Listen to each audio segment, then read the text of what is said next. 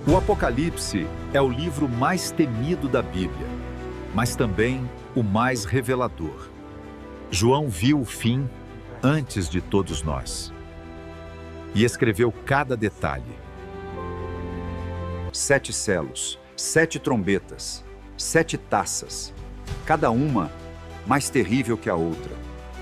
O Cordeiro abre o livro e o juízo começa. Nada mais será como antes. O trono, os 4 seres, Eguim e um silêncio que antecede o caos. Não é ficção, é profecia. O que verá a seguir não foi feito em Hollywood. Você está preparado para o que está prestes a acontecer? Então se inscreva e venha comigo até o fim. Escreve tudo o que você vai ver e envia às 7 igrejas.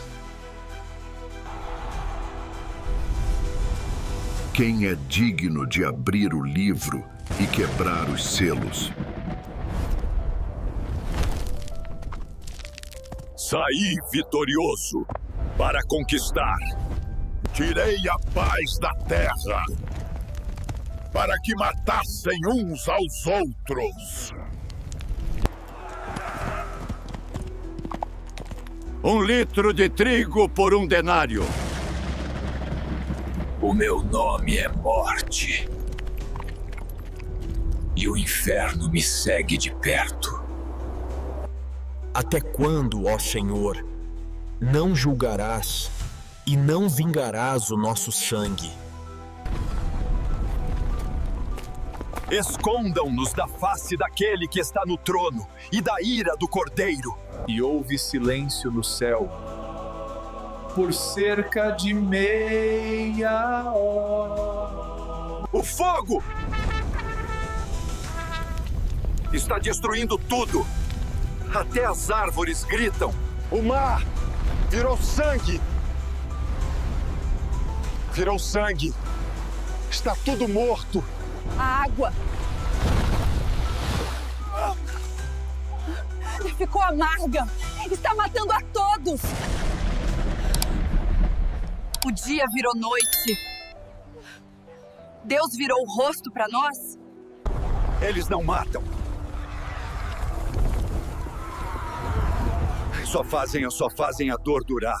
E 1/3 da humanidade foi consumido pelo fogo.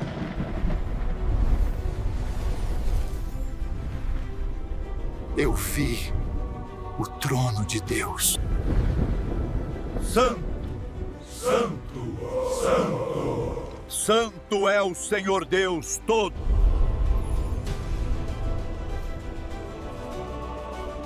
Quem há de abrir o livro? Ninguém.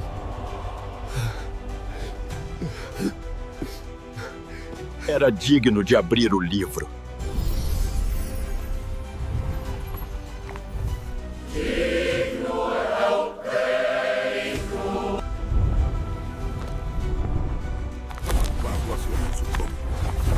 Os selos estão sendo quebrados.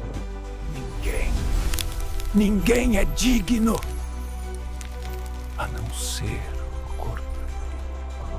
O universo inteiro segura o fôlego. Tu és digno, Cordeiro de Deus. Nesse é um pidagor de... Santo, Santo é o Senhor. Eu vi com meus próprios olhos o Cordeiro. O selo foi quebrado.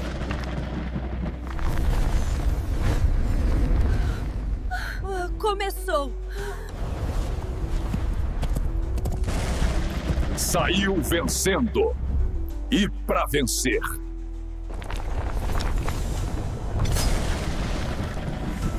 A paz foi tirada da terra.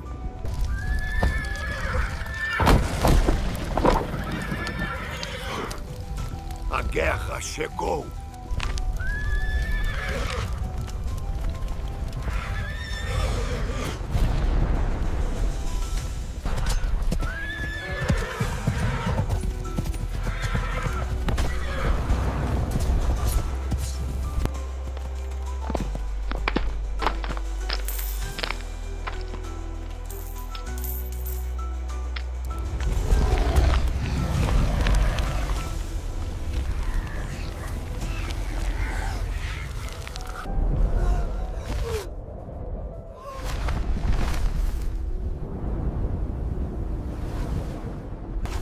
vim para conquistar, e ninguém pode me deter. A paz foi retirada da terra. Preparem-se para a guerra. Uma medida de trigo por 1 denário, e não danifiques o azeite e o vinho. Foi-lhe dado poder para matar a 4ª parte da terra. Foi-lhe dado poder para matar a 4ª parte da terra. Até quando, ó Senhor, santo e verdadeiro, não julgas e vingas o nosso sangue? Escondam-nos do rosto daquele que está assentado no trono. Caiam sobre nós e escondam-nos do dia da ira. E houve silêncio no céu por cerca de meia hora.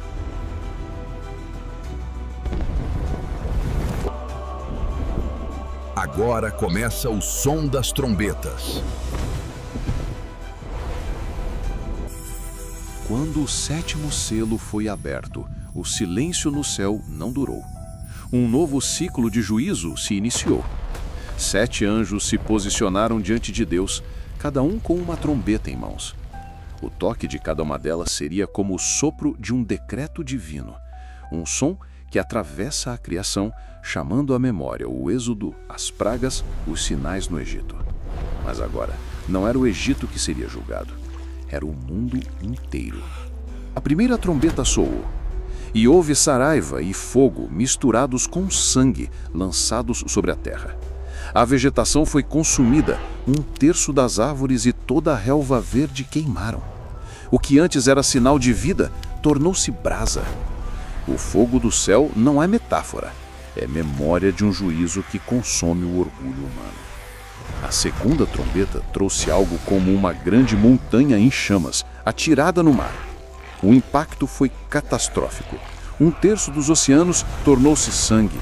Os peixes boiaram, os navios afundaram e o comércio dos mares cessou. Aquilo que sustentava nações virou cadáver. Um eco direto das pragas do Nilo, mas agora em escala global. Ao soar a terceira trombeta, uma estrela caiu do céu, ardendo como uma tocha.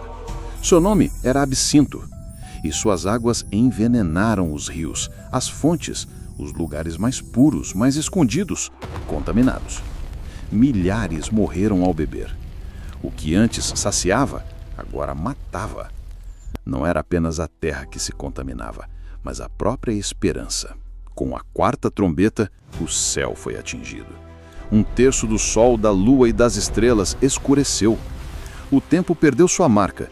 Dias mais curtos, noites mais densas. Era como se o próprio tempo estivesse sendo recolhido. O relógio cósmico avançava para seu ponto final. Mas então, entre a quarta e a quinta trombeta, um interlúdio cortou os céus. Um anjo voando pelo meio do céu clamava com voz forte: "Ai, ai, ai dos que habitam sobre a terra, por causa das outras vozes das trombetas dos 3 anjos que ainda vão tocar." O aviso não era poético, era um grito de agonia. A quinta trombeta rompeu o véu do invisível. A estrela caída abriu o poço do abismo, e dele saiu fumaça, e da fumaça, criaturas jamais vistas, gafanhotos com aparência de guerreiros, cabelos de mulheres, dentes de leão. Suas vagas produziam um som como carros em batalha. Mas seu poder não era matar, era atormentar. E o tormento durava 5 meses. Homens buscaram a morte, mas ela fugiu deles. Era o prenúncio do inferno vivido na carne. A sexta trombeta libertou 4 anjos aprisionados no grande rio Eufrates. Com eles veio um exército de 200 milhões de cavaleiros. Montavam cavalos com cabeças de leão que cuspiam fogo, fumaça e enxofre. 1/3 da humanidade morreu. E ainda assim, os que restaram não se arrependeram de seus crimes idolatrias e imoralidades. Entre a sexta e a sétima trombeta, João vê um anjo com um livro e uma voz ordena: toma e come-o. O livro era doce na boca, mas amargo no ventre. Assim é a revelação, prazerosa de conhecer, dolorosa de carregar. Então vem a sétima trombeta, e com ela, vozes no céu proclamam: o reino do mundo passou a ser de nosso Senhor e do seu Cristo, e ele reinará para todo sempre. Não é o fim do juízo, é o anúncio do reinado. A ira veio, os mortos serão julgados, os servos recompensados, e os que destroem a terra serão destruídos. As trombetas tocaram.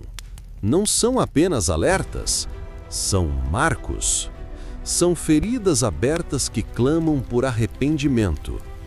Mas o mundo segue, como nos dias de Noé, comendo, bebendo e ignorando, até que a última trombeta soe. Após as trombetas soarem, o juízo de Deus avança para uma etapa ainda mais intensa e definitiva, ou derramamento das 7 taças da ira divina. Cada taça representa uma praga severa, um castigo direto e inescapável para os que persistem na desobediência e no pecado.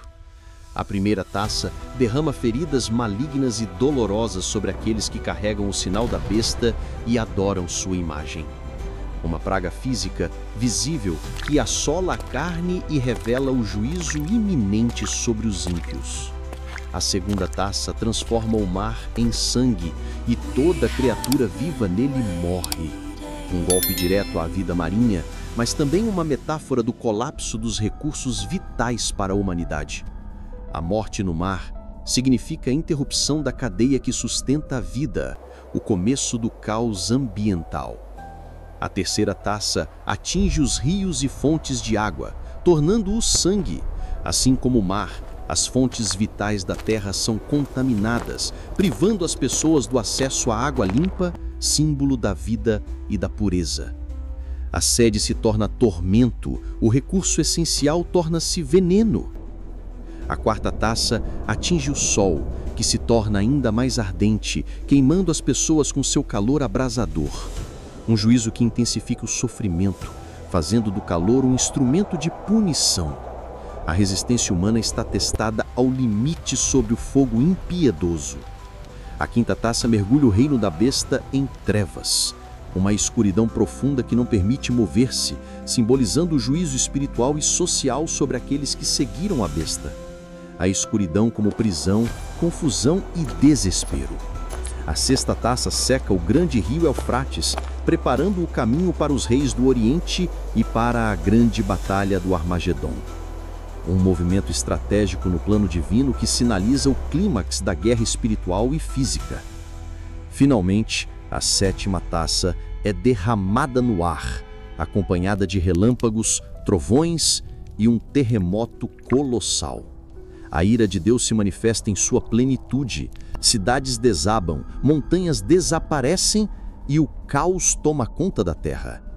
O juízo final está próximo e os fiéis aguardam o desfecho da promessa divina.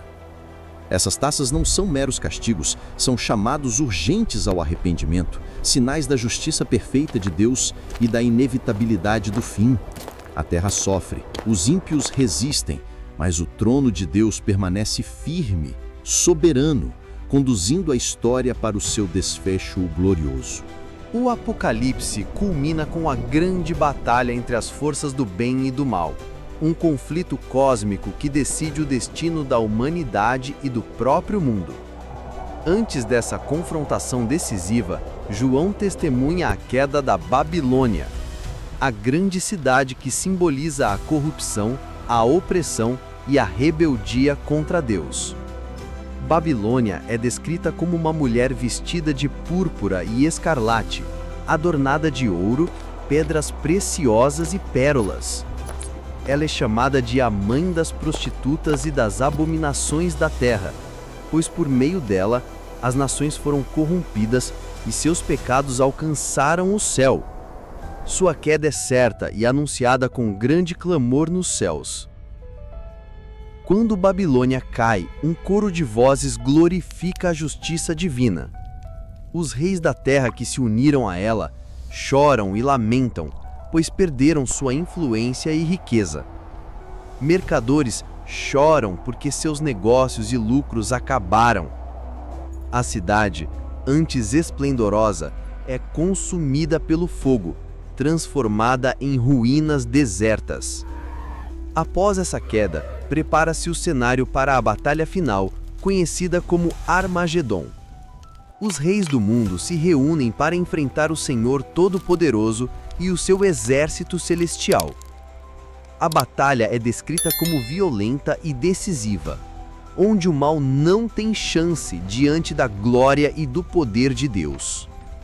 O anticristo e o falso profeta são derrotados e lançados vivos no lago de fogo, símbolo da condenação eterna. Suas forças são destruídas e a justiça divina prevalece. O dragão, que simboliza Satanás, é preso por 1000 anos, encerrando seu domínio sobre a terra. Essa vitória marca o início do reino milenar de Cristo, onde a paz, a justiça e a santidade prevalecem. Os santos ressuscitam e reinam com Cristo, cumprindo a promessa de redenção e restauração.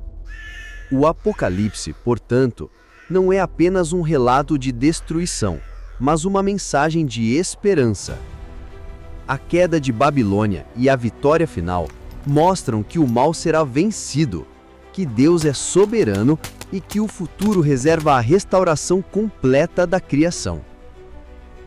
Este é o desfecho da grande luta, o triunfo da luz sobre as trevas, o começo de uma nova era, onde Deus habita entre os homens para sempre. Após a derrota de Satanás e a queda da Babilônia, começa um período de 1000 anos conhecido como o Reino Milenar.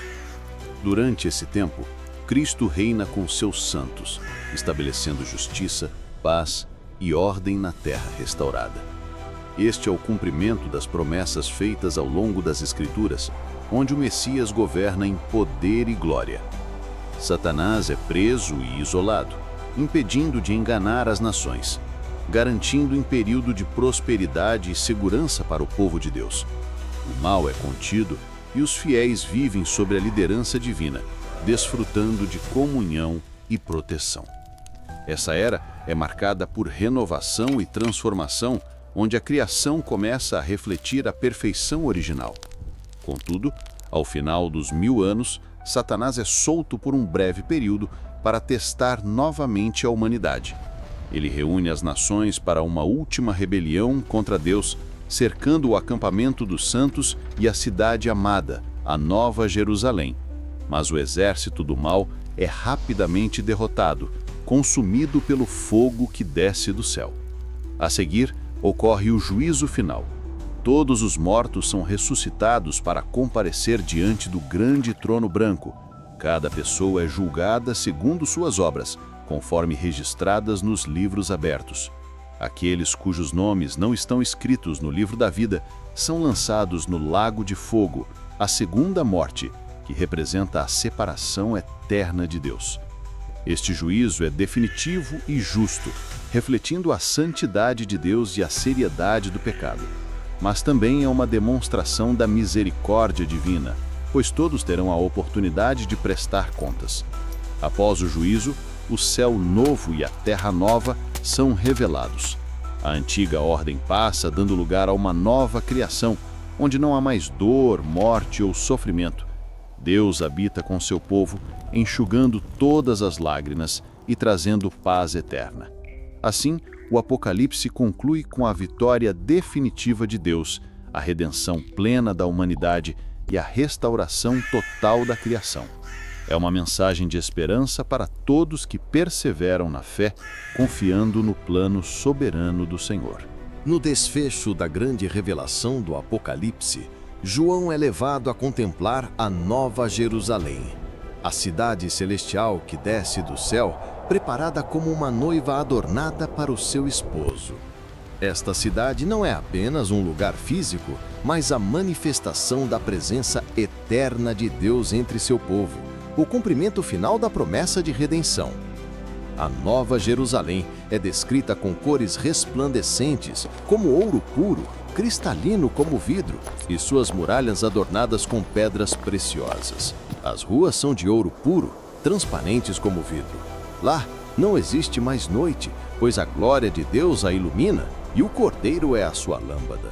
Nenhum mal pode entrar e nenhum sofrimento, tristeza ou morte será encontrado. Na cidade, os rios da vida correm cristalinos e a árvore da vida dá frutos em todas as estações, cujas folhas são para a cura das nações. O trono de Deus e do Cordeiro está no centro, irradiando paz, justiça e amor eternos. Todos os santos vivem em comunhão perfeita com Deus e uns com os outros num estado de alegria plena e eterna. A Nova Jerusalém é a casa definitiva da humanidade redimida, onde a presença divina transforma tudo. Ali, Deus habita com seu povo, e Ele mesmo enxugará toda a lágrima dos olhos deles. Não haverá mais morte, nem clamor, nem dor, pois as coisas antigas passaram. Este novo céu e nova terra representam o fim do ciclo de sofrimento e o início da eternidade com Deus. É o cumprimento das promessas feitas desde o Éden, a restauração da criação à sua plenitude original, porém agora glorificada. João é convidado a participar dessa visão, que encerra o livro da revelação com esperança e certeza. A Nova Jerusalém é o lar eterno para todos que perseveraram na fé, a recompensa para aqueles que guardaram os mandamentos de Deus e permaneceram fiéis ao testemunho de Jesus. O Apocalipse termina com um convite e uma promessa. Eis que venho sem demora. Bem-aventurado aquele que guarda as palavras da profecia deste livro. A eternidade começa quando Deus está presente em plenitude e a história da redenção encontra seu clímax no amor eterno do Criador para com a sua criação. O Apocalipse se encerra com um forte apelo à vigilância, fé e perseverança. João recebe a última exortação, onde o Senhor Jesus Cristo declara que está próximo, que a sua vinda será em breve e que cada palavra deste livro deve ser guardada e levada a sério. Há um convite claro para que todos que ouviram a mensagem estejam preparados, pois o tempo da decisão está próximo. O livro termina com uma promessa de bênção para aqueles que guardam as palavras da profecia e um alerta severo para aqueles que tentarem acrescentar ou tirar algo deste livro, pois a justiça de Deus será implacável. Jesus reafirma sua identidade como o Alfa e o Ômega, o princípio e o fim, aquele que vive para sempre e tem as chaves da morte e do inferno. Ele é o juiz justo e misericordioso, que recompensa aqueles que permanecem fiéis e pune o pecado. João, o profeta, é ordenado a não selar as palavras deste livro, pois o tempo está próximo para que a mensagem seja proclamada a todas as nações, tribos, línguas e povos. A profecia é para ser anunciada com urgência, despertando o mundo para o cumprimento do plano divino. O Apocalipse termina com uma cena de esperança e expectativa. Jesus promete voltar e o clamor a que todos possam estar prontos para aquele dia glorioso. A vigilância não é apenas uma atitude passiva, mas um compromisso ativo com a fé, a justiça e o amor. Assim, o livro deixa uma mensagem eterna. A história não termina em desespero, mas em vitória. A justiça prevalecerá, o mal será derrotado e aqueles que se mantiverem firmes no caminho da verdade habitarão para sempre com Deus.